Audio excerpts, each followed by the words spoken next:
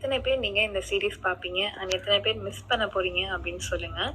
By the வே, அடுத்த சீசனுக்காக நம்ம 2026 வரைக்கும் வெயிட் பண்ணி தான் ஆகணும். பட் ரீனா உயிரோட தான் இருக்கிறா, கவலை வேணாம், ஓகேவா?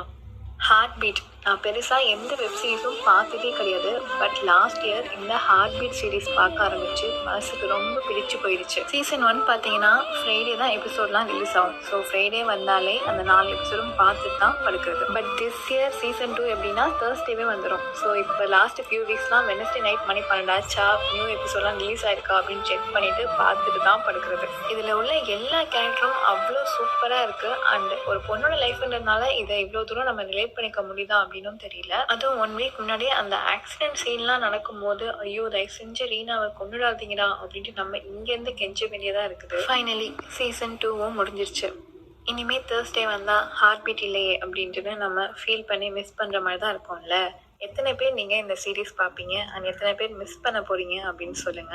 பை த வே, அடுத்த சீசனுக்காக நம்ம 2026 வரைக்கும் வெயிட் பண்ணி தான் ஆகணும். பட் ரீனா உயிரோட தான் இருக்கிறா, கவலை வேணாம், ஓகேவா?